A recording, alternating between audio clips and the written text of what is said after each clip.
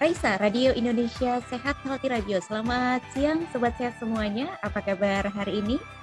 Senang sekali di hari Kamis ya, 14 April 2022 kita berjumpa kembali dalam program Perawat Berbicara. Kami ucapkan selamat siang nih untuk Sobat Sehat yang siang-siang hari ini sembari beristirahat, menikmati udara di siang hari, sambil ngaso gitu ya di siang-siang sambil mendengarkan Raisa Radio melalui radio aplikasi streaming. Selamat siang juga untuk Sobat Sehat semuanya yang berada di website kami di radioindonesiasehat.com, dan juga selamat siang untuk Sobat Sehat yang sudah nongkrong nih di link kami, di link Zoom kami di Raisa Radio. Terima kasih banyak dan semoga Anda sehat hari ini. Setiap Kamis siang kita selalu ada program yang menarik yaitu Perawat Berbicara. Nah, dengan topik-topik yang selalu menarik, kali ini nih Sobat Sehat kita akan berbicara tentang self healing. Tentunya Sobat Sehat setiap orang memiliki pengalaman, trauma dan juga luka di masa lalu. Tapi terkadang tanpa sadar luka itu masih tersisa sampai dengan saat ini. Hanya saja mungkin terlupa atau mungkin teralihkan dengan yang lain. Makanya kita perlu untuk self healing. Ya, pada kesempatan siang hari ini kita akan bincang-bincang terkait dengan self healing bersama dengan narasumber kami yang sudah hadir di kesempatan siang hari ini. Ada Mbak Indi Susanti. Halo, selamat siang Mbak Indi. Ya, selamat siang Mbak Galuh dan teman-teman Sobat Sehat Raisa di Berabada. Apa kabar Mbak Indi? Alhamdulillah sehat nih Mbak. Alhamdulillah saya juga sehat. Ini sudah selesai praktikumnya? Ya, alhamdulillah nih sebenarnya minta izin duluan ya. Terima kasih banyak sudah berkenan ini untuk menemani Sobat Sehat semuanya. Dan juga nanti Mbak Indi akan ditemani oleh Mbak Kholisna Aulia. Selamat siang Mbak Aulia. Selamat siang Mbak Galuh. Yes, terima kasih banyak Mbak Aulia sudah mau menemani Mbak Indi. Semuanya Sobat Sehat semuanya, kami mohon izin untuk menyiarkan acara ini di radio kami, di radio aplikasi streaming dan juga di website. Nanti kalau ada Sobat Sehat yang bergabung, ada pertanyaan, saya sampaikan ke Mbak Kholisna gitu ya. Jadi selamat menyimak untuk Sobat Sehat selama 1 jam ke depan untuk Anda. Jadi tetap menyatu bersama kami di Radio Indonesia Sehat. Langsung saja kepada Mbak Kholisna Aulia kami persilahkan.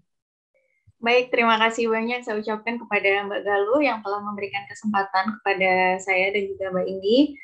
Selamat siang Sobat Sehat semuanya. Perkenalkan, nama saya Kholisna Aulia Lutfiani, bisa dipanggil Lisna. Saya mahasiswi Universitas Gadjah Mada, program studi Magister Keperawatan angkatan tahun 2021. Selama 1 jam ke depan, saya akan menemani Sobat Sehat semuanya menikmati jam istirahat siang dan untuk rekan-rekan Sobat Sehat yang juga sedang menjalani serangkaian ibadah. Alhamdulillah cuaca pada siang hari ini cukup cerah ya Sobat Sehat, bisa melengkapi kebersamaan kita. Dan dalam kegiatan program Perawat Bicara pada siang hari ini kita kedatangan seorang narasumber, yaitu Mbak Indi Susanti, yang akan membawakan topik yang berjudul self-healing. Wah, ini self-healing ini akhir-akhir ini sering diperbincangkan oleh banyak orang ya. Istilah self-healing ini sepertinya tidak asing. Sebelumnya saya akan memperkenalkan narasumber kita terlebih dahulu, yaitu Mbak Indi Susanti. Beliau merupakan mahasiswi Universitas Gadjah Mada, program studi Magister Keperawatan, angkatan tahun 2021. Berasal dari Banda Aceh, dengan riwayat pendidikan S1 Keperawatan dan profesi nurse di Universitas Syah Kuala Banda Aceh, tahun 2017. Untuk profesinya, Mbak Indi Susanti ini merupakan seorang PNS perawat di Rumah Sakit Unit Daerah Dr. Zainul Abidin Banda Aceh di ruang instalasi gawat darurat sejak tahun 2017. Dan pada tahun 2021, Mbak Indi melanjutkan pendidikannya di Universitas Gadjah Mada dengan beasiswa tugas belajar dari Pemprov Banda Aceh. Baik. Sekian perkenalan tentang narasumber. Kemudian saya mengingatkan kembali kepada Sobat Sehat, apabila dari Sobat Sehat ingin memberikan pertanyaan terkait topik yang akan kita perbincangkan pada siang hari ini, bisa menyampaikan pertanyaannya yang bergabung di Zoom, mungkin bisa menyampaikan pertanyaannya di Zoom, atau bagi Sobat Sehat yang ingin bertanya melalui aplikasi, bisa sampaikan pertanyaan di website www.radioindonesiasehat.com. Baik, untuk memanfaatkan waktu, mari langsung saja kita sapa narasumber kita pada siang hari ini. Selamat siang, Mbak Indi. Selamat siang Mbak Lisna dan juga Sobat Sehat Raisa Radio dimanapun berada. Iya, alhamdulillah. Gimana sehat Mbak Indi kabarnya? Alhamdulillah sehat. Mbak Lisna gimana nih Ya, kabarnya? alhamdulillah sehat juga. Dengar-dengar tadi Mbak Indi masih praktikum ya hari ini. Ya, ini kebetulan kami lagi ada praktikum ya untuk luring pertama kali ya untuk KMB. Jadi memang masih ada praktikum, tapi udah minta izin kok duluan. Oke, sangat padat berarti jadwalnya hari ini Mbak Indi ya. Ya, alhamdulillah masih ya dikasih kesempatan ya untuk bisa bergabung di Raisa Radio. Mudah-mudahan bermanfaat ya kali ini diskusi kita untuk teman-teman semua ya. Iya, amin amin. Ya, terima kasih Mbak Indi di tengah padatnya kegiatan sudah menyempatkan waktu untuk bisa berbagi, sharing dengan topik yang menarik ini. Judulnya self healing Mbak Indi ya. Iya, self healing ya, jangan kita working mulu. Jadi siang ini kita healing tipis-tipis gitu ya, Mbak. Oke, betul Mbak Indi. Iya, jadi self healing ini mungkin bisa dijelaskan sedikit Mbak Indi, apa sih self healing itu? Akhir-akhir ini kan banyak sekali nih orang-orang menyebut self healing. Istilahnya kalau misal orang bosan kerja, bosan belajar, perlu self healing gitu. Mungkin banyak sobat sehat yang sudah paham, sudah mengetahui tentang self healing, tapi belum begitu paham gitu. Apa sebenarnya self healing itu? Ya, terima kasih Mbak Lisna atas kesempatannya. Jadi sobat sehat semua, terkait self healing ini merupakan sebuah metode penyembuhan psikologis secara mandiri ya yang dapat dilakukan dengan kita bagaimana mengeksplor emosi kita yang terpendam selama ini, emosi amarahkah, dendam, hal-hal yang negatif lah dan kenangan buruk yang kita rasakan. Jadi ini merupakan upaya yang dapat kita lakukan secara mandiri, bagaimana kita mendapatkan sebuah kesehatan mental yang lebih baik dari pengalaman-pengalaman yang kita dapatkan yang mungkin kurang menyenangkan, traumatis, menjadikan, seperti itu Mbak Lisna. Oke, ngomong-ngomong soal kesehatan mental yang sudah Mbak Indi singgung sebelumnya, bagaimana sih kondisi kesehatan mental rakyat Indonesia yang ada di tahun-tahun sekarang ini? Mbak Indi mungkin ada sebuah penelitian yang menjelaskan tentang kesehatan mental atau mungkin temuan-temuan fenomena begitu? Iya. Kita review sejenak dulu ya, apa sih sebenarnya itu kesehatan mental ya? Kesehatan mental ini merupakan suatu kondisi ketika seseorang itu mampu berkembang secara fisik, mental, sosial, dan juga spiritual. Dia mengetahui kemampuannya untuk mengatasi tekanan dan juga mampu memiliki produktivitas seperti itu. Jadi ketika dia mampu juga untuk berkontribusi untuk komunitas, terutama lingkungannya. Jadi ini akan sangat erat kaitannya ya antara kesehatan mental dengan kesehatan fisik, karena akan saling mempengaruhi. Jadi saat ini kesehatan jiwa, mental, dan juga emosional ini memang untuk masalahnya itu belum dapat sepenuhnya diselesaikan ya, baik di tingkat global maupun nasional. Jadi dari hasil riset terbaru itu pada tahun 2018 menunjukkan bahwa sebanyak 9,8% masyarakat kita itu mengalami gangguan emosional dan mental seperti itu. Dan terutama pada populasi di usia di atas 15 tahun dan juga pada setting rumah tangga. Ini semua merupakan sebuah kenaikan ya dari tahun sebelumnya di 2013. Karena dari ini dapat dipengaruhi oleh beberapa faktor seperti itu. Di antaranya yaitu masih kurangnya pemahaman masyarakat kita nih terkait dengan bagaimana perawatan mental, kemudian juga bagaimana sih stigma masyarakat yang masih identik kesehatan mental ini dengan pengidap gangguan jiwa, berlaku diskriminasi sehingga orang mungkin enggan untuk mengakses layanan kesehatan mental, dan juga dari sisi akses layanan kesehatan mental yang belum merata di setiap daerahnya. Terutama di masa pandemi ini ya, ternyata angka pandemi ini juga menyumbang yang cukup signifikan terhadap kejadian gangguan emosional maupun psikologis masyarakat kita. Dari survei yang dilakukan oleh Perhimpunan Kesehatan Kedokteran Jiwa Indonesia itu menunjukkan bahwa sebanyak 69% masyarakat kita mengalami gangguan emosional dan juga mental, dan bahkan 67% diantaranya itu adalah depresi. Jadi ini merupakan sebuah angka yang cukup signifikan ya, setengah dari populasi kita selama pandemi ternyata mengalami masalah gangguan emosional dan mental seperti itu. Nah, tapi seiring berjalannya waktu ini ya, kalau dari sisi tingkat kesadaran masyarakat, kita lihat bahwa tingkat kesadaran masyarakat akan pentingnya kesehatan mental ini mulai meningkat seperti itu.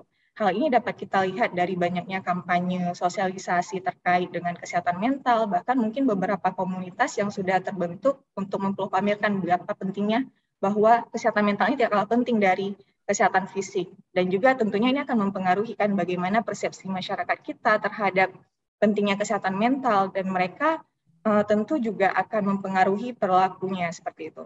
Nah, Kalau misalnya dari sisi kesadaran, alhamdulillah ini sudah mulai peningkatan, ini merupakan sebuah apresiasi yang positif untuk kita berikan kepada masyarakat. Tapi tidak kita lupakan bahwa sebenarnya kesadaran ini juga perlu didukung dengan adanya penguatan pengetahuan seperti itu ya, dan juga keterampilan bagaimana masyarakat kita mampu merespon ketika terjadinya kesehatan mental yang terjadi di lingkungan sekitarnya, atau mungkin dimulai dari dirinya sendiri, bagaimana dia bisa mempertahankan kesehatan mental itu agar kesehatannya itu tetap terjaga, tidak terjadi gangguan emosional maupun mental seperti itu, Mbak. Oh, ternyata jumlah kejadian gangguan kesehatan mental itu cukup banyak ya Mbak Indi ya di Indonesia ini ya. Cuma mungkin sayangnya karena sebagian besar orang Indonesia itu belum terlalu aware dengan kesehatan mental, jadi seakan-akan terabaikan begitu ya Mbak ya. Iya, kadang-kadang orang lebih potensi kepada masalah fisik ya, padahal dari kesehatan mental itu juga akan mempengaruhi kan masalah fisik. Maka ini menjadi salah satu penting ya untuk domain indikator bahwa kualitas hidup seseorang itu juga dipengaruhi tidak hanya dari kesehatan fisik, tapi juga bagaimana kesehatan mental, spiritualnya, dan juga beberapa aspek lainnya. Seperti itu Mbak Lisna. Oke, lalu menyinggung dengan hubungannya dengan COVID ini Mbak Indi, seberapa besar pengaruh pandemi COVID terhadap kejadian gangguan kesehatan mental dan emosional yang terjadi di Indonesia ini, Mbak? Iya, terkait dengan bagaimana pengaruh pandemi COVID ya selama ini. Jadi kan selama pembatasan social distancing yang kita lakukan selama pandemi ini kan akan mempengaruhi ya ruang gerak kita. Kecenderungan masyarakat itu dianjurkan untuk beraktivitas di rumah ya, dari pekerjaan, perkuliahan, sekolah, bahkan rekreasi pun kita harus lakukan kan kalau bisa dari rumah seperti itu. Mungkin di satu sisi itu menjadi sebuah solusi untuk mencegah transmisi penularan COVID ya secara fisik gitu. Tapi ternyata di sisi lain memberikan dampak juga pada aspek psikologis kita. Karena apa? Masyarakat tentu akan cenderung merasakan kebosanan, stres, depresi. Mungkin di awal-awal masa COVID itu ya tahun 2020 itu kan masih banyak beredar hoax terkait dengan COVID itu sendiri yang mengakibatkan masyarakat kita khawatir berlebihan nih terkait isunya. Kemudian selain dari pandemi ini tentunya yang menyumbang itu adalah terkait dengan permasalahan yang kita hadapi. Terkait dengan bagaimana kita sebagai makhluk sosial nih kan saling berdampingan, hidup satu sama lain, menjalin hubungan, kemudian melakukan interaksi dengan orang lain seperti itu. Nah, kita tidak pungkiri bahwa ini akan menjadi sebuah sumber ketika interaksi kita itu mengalami sebuah konflik yang tidak terselesaikan, kemudian mengakibatkan kita mengalami stres seperti itu. Dan juga dari lingkungan alam itu ternyata juga mempengaruhi, terutama misalnya dari bencana alam yang terjadi ketika kita mengalami sebagai seorang korban dari korban bencana alam yang tidak hanya kehilangan materi ini, tapi juga ternyata berdampak kehilangan keluarga orang pun orang terdekat. Ini tentu akan menimbulkan sebuah pengalaman traumatis, pengalaman menyedihkan. Ini juga akan ikut andil dalam menyebabkan seseorang itu mengalami stres ya, ataupun gangguan emosional dan mental seperti itu, Mbak Lisna. Jadi agak dilema ya sebenarnya dengan kondisi pandemi ini, niatnya tujuannya ingin menyehatkan dari secara fisik, tapi malah menimbulkan masalah baru, jadi kegangguan kesehatan mental, gangguan emosional juga begitu Mbak Indi ya. Iya, terlebih kan ketika kita misalnya menyadari nih, mungkin beberapa masyarakat kita udah punya tingkat kesadaran yang bagus terkait dengan identifikasi masalah kesehatan mental ini. Tapi untuk akses layanan kan kita sekarang lebih diperketat ya, bagaimana protokol untuk mendapatkan akses layanan dibatasi gitu ya. Terutama bukan untuk yang keadaan emergensi, dan juga pasti rata-rata kan dianjurkannya secara online. Ini merupakan sebuah cara yang kurang efektif mungkin pada beberapa individu, karena mungkin lebih cocok ketika kita konsul secara tatap muka secara langsung. Itu juga menjadi salah satu faktor yang mempengaruhi sih selama pandemi.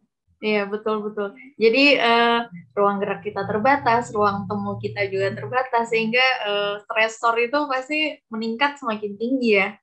Iya, Mbak. Ya.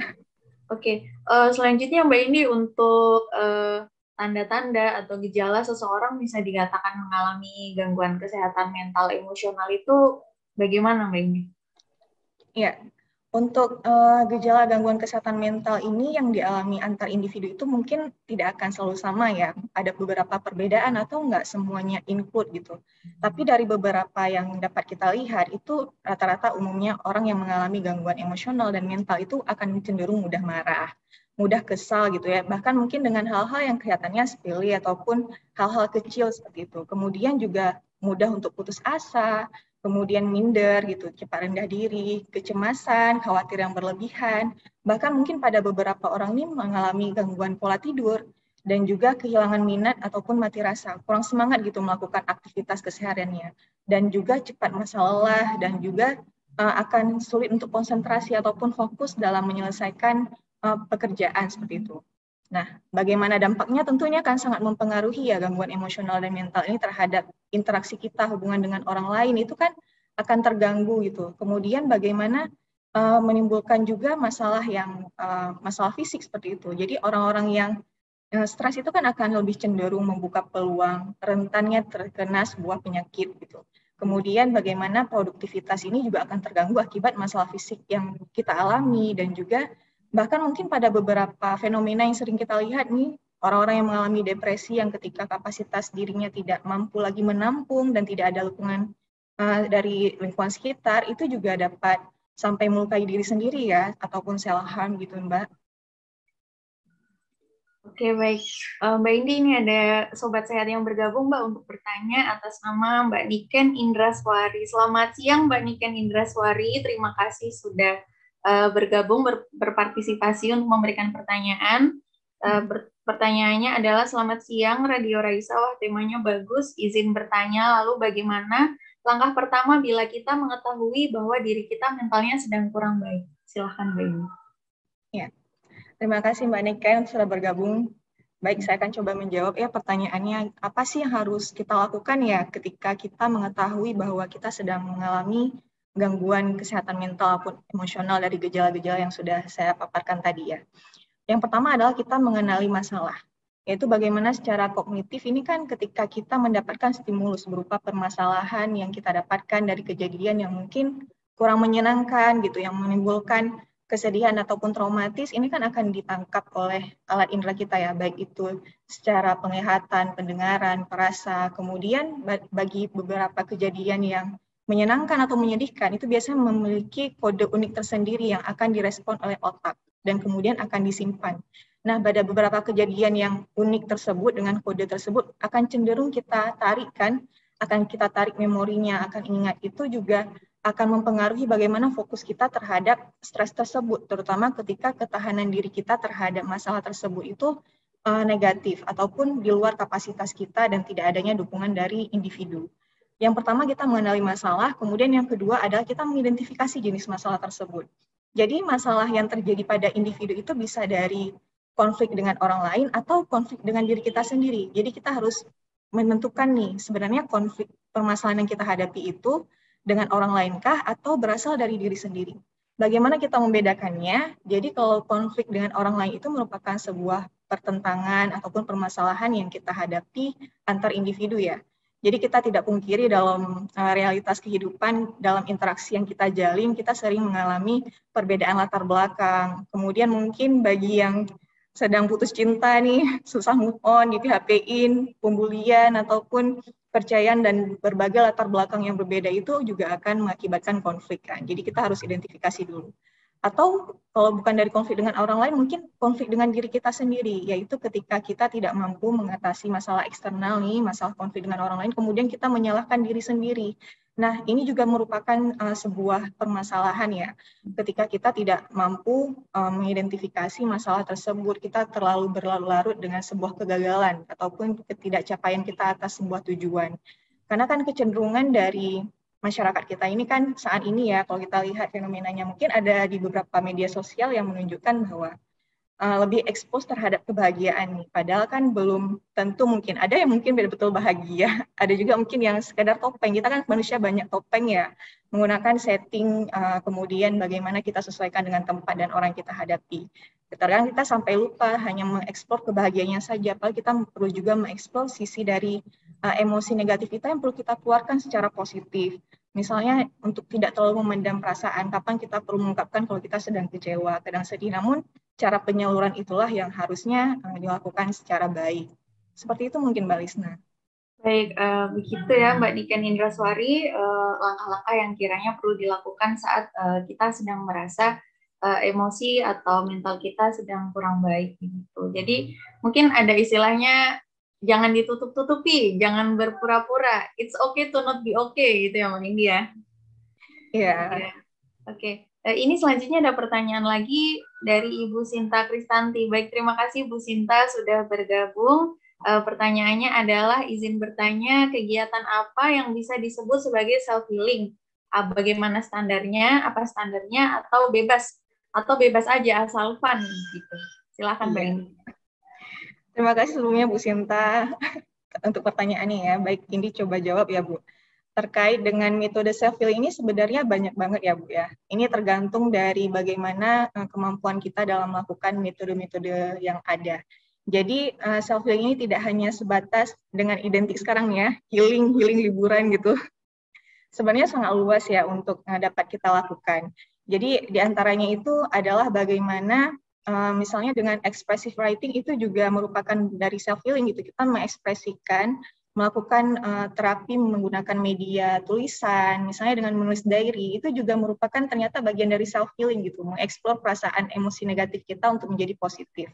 Kemudian ada beberapa metode lainnya seperti misalnya forgiveness, memaafkan ya. Jadi sebenarnya poin dari kita proses self healing ini adalah bagaimana kita menerima keadaan yang terjadi, memaafkan segala kesalahan yang ada, mencoba berdamai dengan keadaan itu juga akan membuat kita lebih tenang, lebih nyaman. Jadi sebenarnya poin konten dari self healing ini adalah berbagai aktivitas yang dapat kita lakukan secara mandiri untuk menyembuhkan luka ataupun traumatis yang kita alami seperti itu, Bu. Jadi banyak metodenya dan mungkin di sini bisa saya paparkan di antaranya ya.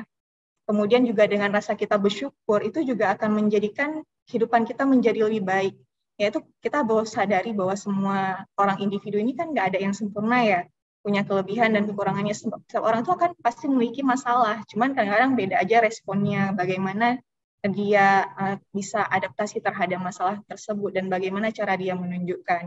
Jadi lebih menghargai bahwa semua yang kita alami ini adalah kehendak dari Yang Maha Kuasa, yang harus kita jalani, dan ini merupakan sebuah proses menjadikan kita menjadi orang yang lebih baik. Dan tidak ada masalah tanpa solusi seperti itu. Tinggal kita diarahkan untuk mencari jalan yang mana mau kita tempuh. Dan selain itu juga bisa dengan self-compassion, yaitu bagaimana kita mengembangkan rasa kebaikan dalam diri kita. Terkadang kita merasa dengan ketidakberdayaan yang kita punya, ketidakmampuan yang kita miliki, itu kadang membuat kita kurang bersyukur kan. Padahal kita lihat orang lain yang terkadang lebih dari kita, kesulitan yang dialami, itu juga akan mengembangkan rasa empati dan simpati kita untuk bisa lebih respect bagaimana memberikan kebaikan ke orang lain dan juga mempersepsikan bahwa setiap kebaikan yang akan kita berikan itu juga akan kembali kepada kita. Kalau kita kepada kita, maka kebaikan itu juga akan kembali kepada orang-orang yang kita sayangi di sekitar kita. Mungkin seperti itu, Bu Sinta. Wah, jawabannya sangat bagus sekali nih Mbak Indi. Dapat respon dari Ibu Sinta Kristanti, terima kasih infonya Mbak, bahwa self healing itu nggak melulu liburan ya. Baik, terima kasih. Selanjutnya ini ada sobat sehat lain Mbak Indi yang bergabung dari Mbak Rahminanda Kusuma. Halo Mbak Rahminanda Kusuma, selamat siang. Pertanyaannya, Mbak, bagaimana bila ada teman kita yang sedang stres dan menarik diri, bagaimana cara kita membantu teman tersebut? Silahkan Mbak Indi. Ya, terima kasih ya Mbak atas pertanyaannya. Terkait bagaimana sih peran kita untuk bisa memfasilitasi ya teman-teman kita yang mungkin yang sedang healing nih. Jadi kan kalau self healing itu kan dia lebih kepada upaya mandiri ya yang dapat dia lakukan oleh individu yang bersangkutan. Bagaimana peran lingkungan sekitar adalah bagaimana kita bisa menciptakan support system nih, dukungan yang dapat mendukung proses penyembuhan individu itu. Yaitu bagaimana dengan kita memberikan dukungan emosional, memberikan pendampingan selama proses perbaikan. Bisa menjadi kawan sharing dengan yang kawan kita yang sedang mengalami gangguan emosional, ataupun memberikan waktu bagi dia untuk introspeksi terhadap masalah yang dihadapi, itu juga merupakan sebuah bagian ya. Jadi peran kita itu lebih kayak fasilitator, pendampingan, dan juga menciptakan lingkungan yang nyaman untuk teman kita itu melakukan self-healing. Seperti itu mungkin, Mbak. Baik, terima kasih Mbak Indi. Selanjutnya ada lagi sobat sehat yang bertanya Mbak Indi atas nama Mas Hilmi Surya. Selamat siang Mas Hilmi Surya. Ini pertanyaannya adalah selamat siang, mohon penjelasannya terkait dengan konflik dengan diri sendiri tadi. bagaimana menyeimbangkan untuk memberi semangat pada diri tetapi tidak menuntut diri. Terima kasih. Iya, terima kasih Mbak Hilmi ya. Mas Hilmi ya. Jadi terkait bagaimana kita mengontrol ya konflik dalam diri kita sendiri. Seperti yang saya katakan tadi, bahwa konflik diri sendiri ini adalah ketika kita merasakan permasalahan yang kita hadapi secara eksternal itu tidak dapat teratasi, kemudian kita menyalahkan diri kita sendiri atas kesalahan tersebut. Nah, yang perlu kita sadari dalam hal ini adalah bahwa semua hal yang kita lakukan mungkin tidak akan sesuai dengan keinginan kita, harapan kita.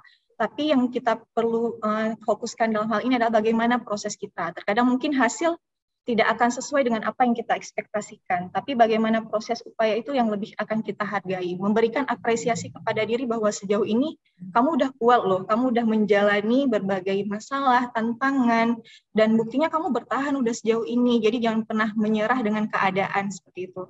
Bersyukur dengan apa yang kamu jalani saat ini, bahwa proses setiap kejadian yang menyedihkan ataupun traumatis itu ternyata memberikan pembelajaran bagi kita untuk bisa menjadi orang yang lebih baik, bisa keluar dari zona nyaman kita.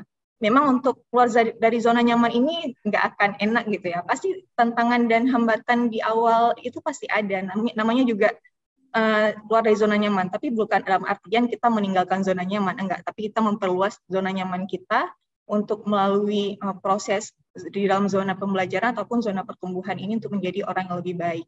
Jadi lebih bagaimana kita menerima setiap kekurangan yang kita miliki, berorientasi dalam proses, dan menjadikan setiap kegagalan itu menjadi sebuah pembelajaran, dan jangan lupa untuk bangkit seperti itu. Jadi nggak terlalu lama-lama bersedih dengan setiap kesedihan ataupun kegagalan. Ada masa jangka waktu yang mungkin harus diperpendek gitu, tapi jangan lupa untuk bangkit kembali dengan percaya diri. Seperti itu mungkin, Mas. Jadi lelah boleh, istirahat boleh, menyerah jangan gitu ya Mbak In. Iya, ngeluh boleh, nyerah jangan gitu ya. Iya. Oke, selanjutnya Mbak Indi, ini kita sudah lumayan berbicara banyak ya tentang self healing. Jadi sebenarnya seberapa besar kontribusi self healing ini untuk kesehatan mental seseorang, Mbak Indi? Ya, terima kasih Mbak Lisna atas pertanyaannya. Jadi menurut saya self healing ini sangat efektif dan efisien ya untuk kita lakukan, karena kembali pada kontennya bahwa self healing ini merupakan proses penyembuhan psikologis yang dapat kita lakukan secara mandiri. Karena apa? Kebutuhan untuk kesehatan mental dan emosional ini kan itu tidak hanya diperlukan pada mereka dengan gangguan kesehatan mental ataupun emosional, tetapi juga pada individu ataupun populasi yang beresiko ya. Termasuk kita-kita yang sehat nih, bagaimana kita menjaga agar kesehatan mental kita itu tetap stabil, tetap normal. Terutama pada pandemi ini nih, kita kan mengalami keterbatasan dari berbagai akses seperti itu ya. Keterbatasan dalam interaksi itu bukan menjadi penghalang melalui self healing ini, karena dapat membantu kita dalam pemeliharaan mental untuk secara mandiri. Dan juga dari perbaikan ini juga jika dilakukan secara konsisten, itu dapat mendapatkan hasil yang efektif dan efisien. Akan signifikan hasilnya ketika kita mampu menerapkannya itu secara konsisten ketika kita menghadapi stres.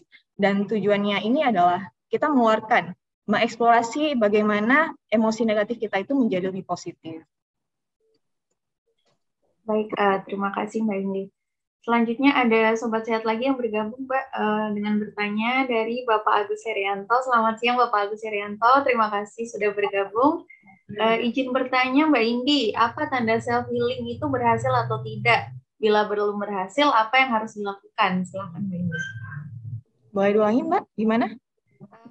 Saya ulangi ya. Apa tanda self-healing itu berhasil atau tidak? Bila belum berhasil, apa yang harus dilakukan? Iya.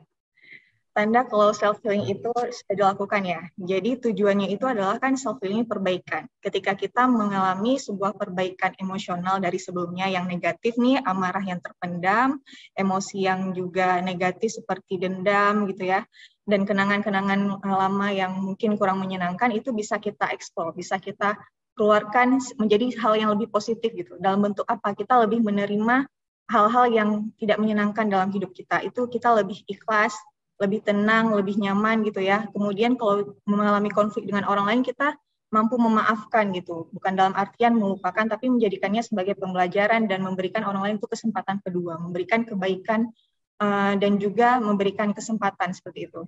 Dan bagaimana jika kita gagal nih mungkin dengan satu metode self healing, misalnya kita gagal dalam forgiveness-nya, mungkin kita nggak cocok dengan melakukan proses pemaafan. Mungkin kita bisa coba dengan metode lain, misalnya dengan kita bersyukur dengan apa yang kita alami ini, bahwa itu akan membantu kita dalam proses pendewasaan, bahwa itu akan membantu kita dalam proses perbaikan diri menjadi orang lebih baik. Bukti bahwa kalau kita masih disayangi gitu ya sama yang Allah gitu, kalau kita masih diperhatikan dengan masalah yang kita hadapi, bahwa misalnya bahwa Allah itu membutuhkan kedekatan kembali dengan kita, mungkin sama ini jauh gitu. Mungkin lebih itu kita membantu introspeksinya dan dicoba dengan metode-metode lain yang alternatifnya. Jadi banyak metode self healing yang sebenarnya dapat dilakukan seperti itu. Baik, terima kasih jawabannya Mbak Indi. Tidak terasa ya kita sudah setengah jam berbincang-bincang tentang self healing. Mungkin kita break dulu sebentar ya untuk mendengarkan satu lagu dari Raisa Radio.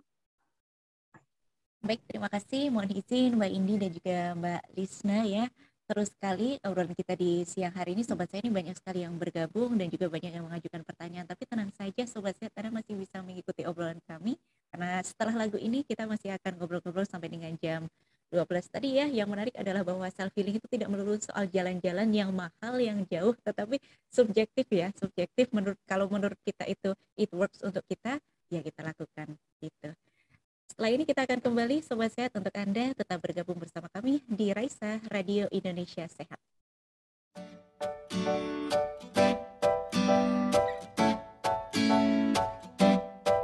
Tak ingin ku pendam rasa bahagia, ku ingin teriakkan cerita cinta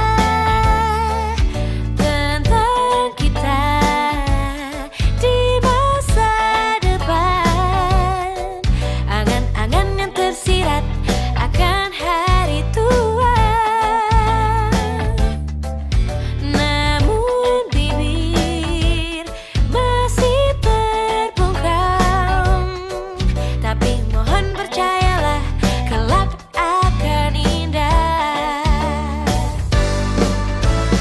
Bahagia rasanya dibuai asmara, cinta yang ada sejak pertama di antara kita. Bahagia, harap rasa ini tak sirna sampai rambutku nanti berubah. Kau dan aku kan tetap bersama. Seakan tak mudah untuk bayangkan, tak ada rasa ragu ataupun resah, namun cita bisa tercipta. Jadi mohon percayalah, kelak akan indah. Bahagia rasanya dibuai asmara, cinta yang ada sejak pertama di antara kita.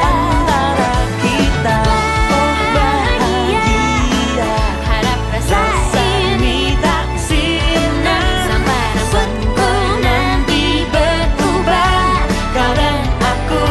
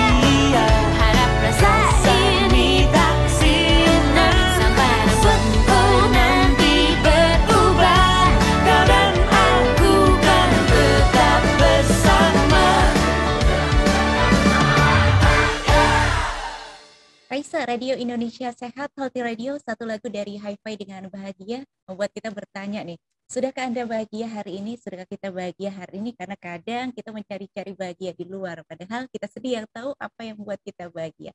Semoga lagu itu tadi bisa membuat Anda untuk lebih bahagia di siang hari ini. Bahagia sekali karena siang hari ini juga Raisa Radio masih menemani Anda nih dengan program yang menarik, yaitu Perawat Berbicara. Masih kita berbincang tentang self-healing, jadi masih memberi kesempatan untuk Anda, Sobat Sehat yang pingin banget gabung, pingin banget sharing, boleh banget, silahkan. Dan baik, waktu langsung saja saya kembalikan ke Mbak Lisna, silahkan. Terima kasih Mbak Galuh. Baik, Mbak Indi, kita lanjutkan ya perbincangan kita tentang self-healing.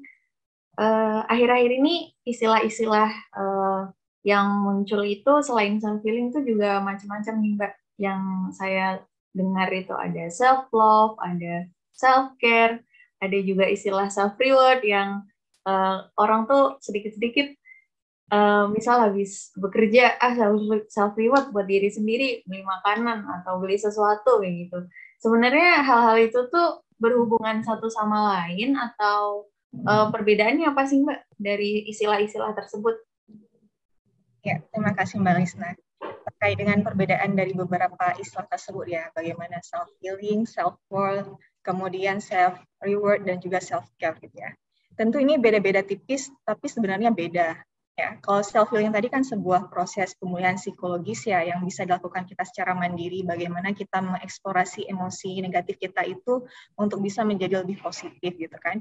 Kalau misalnya self-love ini lebih bagaimana kita menerima gitu ya, menerima diri sendiri secara sepenuhnya dengan kelebihan dan kekurangan yang kita miliki, seperti itu, dengan keterbatasan yang ada, bahwa kita telah diciptakan dengan berbagai keunikan, karakteristik yang menjadikan kita istimewa gitu. Dengan lebih dan kurangnya itu hanya menjadikan kita versi terbaik kita gitu. Allah sudah membentuk kita dengan sebaik-baiknya bentuk gitu. Kemudian kalau self-reward ini adalah sebuah bentuk penghargaan ya yang dilakukan oleh seseorang ketika dia memperoleh sebuah pencapaian. Misalnya nih, yang kayak tadi Mbak Lisna bilang, baru selesai UTS, terus makan-makan sepuasnya deh, belanja, shopping gitu kan, ataupun liburan, itu juga merupakan bentuk self-reward. Kemudian kalau bedanya dengan self-care ini adalah sebuah kemampuan seseorang ketika dia mampu mencegah penyakit, mempertahankan kesehatan, kemudian bagaimana dia meningkatkan derajat kesehatannya, tidak hanya secara fisik, namun juga secara mental dan juga spiritual. Seperti itu mungkin Mbak, untuk beda-beda dari inti istilah tersebut. Oke, jadi itu perbedaan dari istilah-istilah yang akhir-akhir ini muncul ya terkait self-healing Mbak Indi. Lalu begini Mbak Indi, kan biasanya orang yang selalu menyebut self-healing itu kan seringnya orang yang sudah remaja, orang yang sudah dewasa, tapi pada anak-anak juga kan tidak menutup kemungkinan ya Mbak Indi ya untuk mengalami kebosanan, dan pasti mereka juga perlu self-healing juga seperti orang dewasa. Apalagi kalau melihat kondisi pandemi sekarang, anak-anak itu kuliahnya belajarnya online, main juga terbatas. Biasanya kan kalau anak-anak kan lebih suka main, bertemu dengan teman-teman, kayak gitu. Mungkin dari Sobat Sehat yang sudah menjadi orang tua begitu, ingin tahu sih gimana caranya untuk memberikan self-healing pada anak begitu Mbak Indi. Ya, kalau misalnya self-healing tadi kan hal-hal yang dapat dilakukan penyembuhan itu secara mandiri ya. Nah, kalau misalnya kondisi anaknya usianya nih di bawah remaja, anak usia sekolah gitu ya. Kalau anak remaja mungkin dah mampu dia mengelola bagaimana secara kognitif, emosionalnya itu juga lebih mampu dia kontrol. Tapi bagaimana dengan anak-anak usia prasekolah ya? Ini adalah sebuah bantuan peran diperlukan dalam hal ini. Bagaimana lingkungan sekitarnya, peran-peran orang terdekat, terutama keluarga dan orang tua ya. Bagaimana dia bisa memfasilitasi anak ini untuk bisa mendapatkan kesehatan dari mental dan maupun emosionalnya, terlebih di masa pandemi ini. Karena keterbatasan aktivitas sekolah semuanya daring gitu kan. Aktivitas bermain juga dibatasi, bagaimana kita tetap memberikan kesempatan bagi si anak ini untuk mampu untuk mengeksplor dunia mainnya ya, lagi aksesnya main. Jadi walaupun mungkin terbatas dalam akses tempat, tapi mungkin di rumah kita bisa dengan melakukan pendekatan, kedekatan kita dengan anak, kemudian bagaimana kita mengeksplor hobinya mungkin. Pada masa-masa anak sekolah ini kan sangat hobi ya, bagaimana menggambar, itu juga merupakan sebuah bagian dari kita memfasilitasi dia untuk self-healingnya. Kan karena tadi salah satunya itu ada ekspresif untuk writing ataupun menulis. Nah, kalau misalnya anak mungkin lebih pada menggambar seperti itu juga merupakan sebuah eksplorasi, ataupun bisa melakukan hobi-hobi yang dapat dilakukan di rumah ataupun di area terbatas seperti itu ya, kalau di luar yang tidak terlalu ramai seperti itu. Jadi bagi para orang tua memang penting di masa pandemi ini untuk tidak melupakan bagaimana kondisi emosional anak ya, karena ini merupakan mempengaruhi bagaimana masa pertumbuhan anak, bagaimana perkembangan sosialnya juga jangan sampai terlupakan. Jadi tidak hanya pada kognitifnya, tapi emosional itu juga tidak kalah penting. Seperti itu Mbak Lisna. Baik, terima kasih Mbak Indi. Lalu untuk metode self-healing ini, kira-kira adakah metode terbaik yang bisa dilakukan untuk self-healing atau mungkin ada beberapa pilihan Mbak Indi? Iya, jadi kan seperti yang saya katakan tadi bahwa memang metode self-healing ini banyak ya. Nggak semua melulu tentang liburan nih. Kalau di medsos kan identiknya healing itu dengan liburan tempat-tempat yang bagus gitu ya, yang eksotis, yang instagramable gitu. Tapi ternyata metode healing ini merupakan sangat banyak gitu dan fokus pada yang dapat kita lakukan secara mandiri. Jadi nggak semua healing itu memerlukan billing gitu ya Mbak. Jadi banyak metode yang dapat kita lakukan, di antaranya itu yang seperti saya tadi ada yang forgiveness, bagaimana kita memaafkan ya, melepaskan kemarahan, dendam, dan juga rasa sakit akibat kejadian yang kurang menyenangkan dari orang lain yang menunjukkan kita bahwa kita itu lebih mengembangkan rasa empati, simpati kita kepada orang, dan bagaimana kita memberikan kesempatan bagi orang lain itu juga untuk memperbaiki. Dan ini merupakan bagian dari bagaimana kita meningkatkan harga diri kita dan kepercayaan diri yang baik. Kemudian bagaimana kita bersyukur dengan kehidupan yang kita miliki, dari setiap kelebihan dan kekurangan yang ada, permasalahan yang kita hadapi, yakinlah bahwa setiap itu memiliki hikmah. Akan ada hikmah positif yang akan kita dapatkan dari setiap cobaan yang kita alami. Kemudian bagaimana self-compassion kita mengembangkan rasa kebaikan yang kita miliki dengan segala keterbatasan kita punya, bahwa kita memiliki sisi positif nih untuk yang bisa kita berikan kepada orang lain yang mungkin kurang beruntung dari kita. Dan juga bagaimana kita meningkatkan rasa keinginan kita untuk membantu orang lain meskipun kita di tengah keterbatasan dengan segala masalah yang kita punya. Kemudian mindfulness. Kalau mindfulness ini lebih kita memberikan pengalaman penerimaan ya terhadap pengalaman yang kita miliki tanpa adanya justifikasi seperti itu. Atau bisa juga dengan positive self-talk. Kita berbicara secara internal dari dan untuk diri sendiri. Jadi pembicaraan ini bagaimana dapat mendukung kita untuk introspeksi diri dan juga meningkatkan motivasi. Mungkin kalau misalnya, kalau saya pribadi ya, kalau ketika lagi penat banget nih, dengan segala rutinitas ataupun dengan berbagai permasalahan, terkadang coba ngomong sama diri sendiri juga bahwa makasih ya udah kuat sejauh ini, maaf kalau udah terlalu keras, tapi kamu kuat kok, kamu mampu, kita udah sejauh ini, kita mampu, insya Allah ini akan segera berlalu. Jadi penting kayak semacam meditasi ataupun obrolan kita di dalam setiap doa ataupun ritual keagamaan yang kita lakukan itu juga merupakan bentuk dari positive self-talk, terutama mungkin momen di Ramadan ini ya, bagaimana kita bisa mengembangkannya menjadi lebih baik. Atau yang lainnya itu contohnya adalah expressive writing yang seperti saya katakan tadi, menulis diary itu juga ternyata merupakan bagian dari self-healing dan ternyata cocok juga untuk mereka yang introvert gitu, kurang suka ataupun kurang nyaman ketika mungkin berdiskusi atau sharing dengan orang lain, tapi dia masih bisa mampu untuk mengeksplor perasaannya melalui media tulisan. Atau kita dengan melakukan relaksasi. Relaksasi ini banyak bentuknya ya metodenya, mulai dari teknik nafas dalam, otot progresif, ataupun dengan kita guided imaginary, yaitu teknik relaksasi dengan kita membayangkan hal-hal positif, membayangkan hal-hal yang menyenangkan, kejadian ataupun tempat yang memiliki memori yang indah seperti itu. Dan yang terakhir adalah self-management. Kalau self-management ini adalah bagaimana kita mampu mengalokasikan kemampuan yang kita miliki, keterampilan yang ada. Misalnya melalui bakat ataupun hobi yang kita punya, itu juga bagian explore untuk self-healing, seperti itu Mbak Aris. Dan untuk kecocokan ini sih relatif ya. Jadi dari metode-metode yang sudah saya sampaikan tadi, sangat relatif dan subjektif. Jadi mungkin ini akan menjadi beberapa pertimbangan metode yang dapat digunakan seperti itu. Iya, terima kasih Mbak Indi. Jadi kita dapat tagline baru ya, self-healing is always not billing gitu. Ya kan berarti banyak pilihan untuk self-healing. Jadi kalau kita, sobat sehat semuanya sedang mengalami penat, sedang mengalami gangguan emosional, pilihan untuk self-healingnya itu banyak gitu. Mungkin hal-hal yang belum pernah dicoba bisa lah ya dicoba untuk bisa menjadikan self healing untuk kita. Iya, Baik, selanjutnya ini ada Sobat Sehat lagi Mbak Indi yang bergabung atas nama Mbak Zulfa Aziza. Selamat siang Mbak Zulfa Aziza, terima kasih sudah bergabung. Pertanyaannya, selamat siang, izin bertanya kapan orang tersebut perlu untuk ke profesional karena tidak semua bisa menangani sendiri. Terima kasih. Ya. Terima kasih Mbak Zulfa atas pertanyaannya. Jadi kalau self healing tadi kita lebih fokus upaya penanganan secara mandiri ya.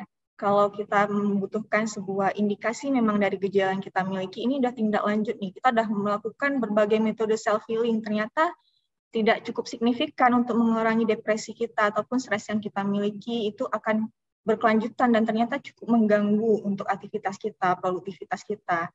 Jadi jangan memaksakan juga untuk secara mandiri. Jadi penting bagi kita bagaimana kita mencari layanan kesehatan mental terdekat seperti itu, baik itu melalui psikologis ataupun psikiater gitu ya. Jadi hindari paradigma bahwa hanya orang-orang dengan gangguan jiwa aja yang perlu konsul. Enggak kok, kita malahan yang beresiko itu juga perlu konseling. Ketika kita rasakan bahwa kita tidak mampu menghandle, terutama ketika kita merasa kapasitas kita ini sudah tidak mampu lagi untuk masalah yang kita hadapi. Kemudian juga bagaimana lingkungan sekitar kita ternyata tidak cukup mendukung untuk kita melakukan self-healing. Ini merupakan sebuah tanda ketika kita harus memang mengakses layanan kesehatan untuk ahlinya seperti itu. Jadi jangan terlalu dipaksakan, kalau memang sekiranya kita kan yang tahu seberapa batas kemampuan kita. Ketika kita mampu lagi, memang wajar untuk meminta bantuan, ya silahkan diakses kepada pusat layanan kesehatan terdekat. Terutama pada beberapa metode layanan kesehatan mental ini kan memang membutuhkan beberapa panduan ya gitu, maksudnya nggak bisa kita lakukan secara mandiri, kita butuh pembelajaran, pelatihan terkait hal ini. Dari metode yang saya sampaikan tadi itu sebenarnya bagusnya kalau kita sudah mengikuti pelatihan, itu akan sangat mendukung kita dalam mengaplikasikan metode-metode tersebut. Seperti itu Mbak. Baik, ngomong-ngomong tadi Mbak Indi juga sedikit menyinggung tentang lingkungan yang kurang kondusif untuk melakukan self-healing. Kalau boleh tahu sebenarnya seberapa besar Mbak ini peran lingkungan untuk kesehatan mental ini? Iya, terima kasih Mbak Lisna atas pertanyaannya. Jadi ini sangat menarik ya. Tadi kami juga bahas nih terkait dengan bagaimana holistik ya, manusia itu sebagai individu yang holistik, sebagai satu kesatuan utuh yang beberapa itu banyak aspek, tidak hanya bio, psiko, sosio, dan spiritual juga ya. Bagaimana juga dari body, mind, dan juga spiritualnya itu dipengaruhi oleh lingkungan. Nah, lingkungan inilah yang akan sangat mempengaruhi bagaimana sistem adaptasi individu tersebut terhadap permasalahan yang dihadapi. Terutama bagaimana peran dari masyarakatnya kah, kemudian bagaimana lingkungan keluarga untuk bisa melakukan pendampingan, memberikan support emosional, dan juga bagaimana layanan kesehatan ini mungkin yang untuk mudah aksesnya untuk didapatkan oleh mereka yang memang membutuhkan bantuan dari para ahli, kemudian juga dari bagaimana pemerintah untuk ketersediaan akses layanan ini melalui sosialisasi ataupun berbagai kampanye dan kebijakan tertentu yang dapat mendukung individu ini dalam mendapatkan kesehatan mental dan emosional yang baik, seperti itu Mbak Isna. Baik, terima kasih Mbak Indi. Wah, seru sekali ya perbincangan kita pada siang hari ini. Tidak terasa sudah hampir 1 jam kita berbincang-bincang. Rasanya ingin terus membahas gitu ya tentang topik yang menarik ini, tapi karena kita memang punya keterbatasan waktu dan kurang bijak rasanya kalau kita terus ngobrol di sini ya. Jadi dapat saya simpulkan tentang self-healing ini adalah sebuah metode atau proses pemulihan psikologis yang dapat dilakukan oleh diri sendiri. Nah, beberapa metodenya yang sudah Mbak Indi jelaskan tadi, ada forgiveness, memaafkan diri sendiri, gratitude, atau berterima kasih pada diri sendiri, self-compassion, mindfulness, positive talk, berbicara hal-hal positif dan baik pada diri sendiri, dan juga ada expressive writing ya tadi ya, menulis jurnal, menulis diary, seperti itu untuk bisa menjadi proses self-healing, relaksasi, dan juga self-management. Baik, demikian kiranya yang dapat disampaikan oleh Mbak Indi. Terima kasih Mbak Indi sudah sudah berkenan untuk sharing kepada Sobat Sehat semuanya, dan saya juga ucapkan terima kasih kepada Sobat Sehat yang sudah bergabung, yang sudah memberikan pertanyaannya. Terima kasih banyak. Selamat siang, saya kembalikan lagi kepada Mbak Galuh. Baik, terima kasih banyak Mbak Indi dan juga terima kasih banyak Mbak Lisna sudah berbagi di kesempatan siang hari ini memberikan pengetahuan bagi kita semua ya Sobat Sehat terkait dengan self healing. Nah, tadi sudah diberikan tips-tipsnya macam-macamnya apa saja, tinggal dipasin nih sama diri kita nih pasnya pakai metode yang mana gitu. Dan itu tadi apa namanya? Pesan dari Mbak Indi bahwasannya kalau kita sudah tidak mampu untuk mengelola sendiri boleh langsung ke profesional terdekat begitu. Terima kasih Mbak Indi dan juga Mbak Lisna sudah berbagi dan terima kasih Sobat Sehat atas kebersamaan Anda. Ini mohon maaf untuk Sobat Sehat yang kayaknya pertanyaannya belum sempat terjawab, tapi insya Allah kita bisa bertemu lagi di lain kesempatan dan saksikan terus ya, pantengin terus Perawat Berbicara setiap hari Kamis jam 12 siang sampai dengan jam 1 siang. Kami ucapkan terima kasih juga untuk Bu Sinta yang sudah bergabung ini siang hari ini. Sehat-sehat Bu Sinta dan juga Sobat Sehat semuanya. Terima kasih banyak. Saya Galuh beserta dengan kru, tim, mohon pamit undur diri. Mohon maaf apabila ada kesalahan pada saat acara berlangsung. Sehat-sehat Mbak Indi dan juga Mbak Lisna. Terima kasih banyak. Wassalamualaikum warahmatullahi wabarakatuh. Waalaikumsalam warahmatullahi wabarakatuh.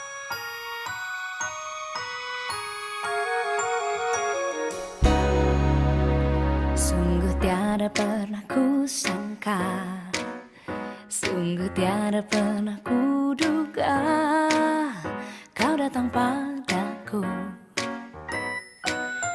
kau bawa diriku melayang, mata hati kita bicara tentang kita, cinta dan cinta, juga getar di dada, tak ada lagi dusta. Sungguh tiada pernah ku sangka, sungguh tiada pernah ku duga, kau datang padaku.